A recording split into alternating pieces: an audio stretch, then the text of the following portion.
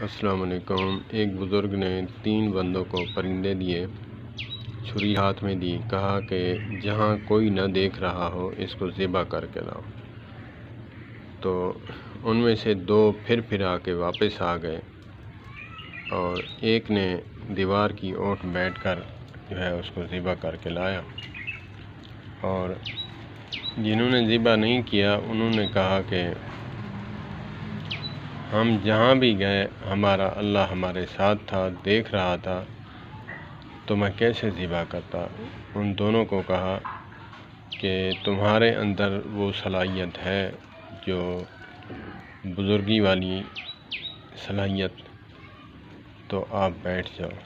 اللہ پاک بزرگوں کے ساتھ نسبت اور اللہ کے ولیوں کے ساتھ نسبت رکھنے اور ان کے ساتھ مل کر بیٹھ کر کچھ سیکھنے کی توفیق عطا فرمائے۔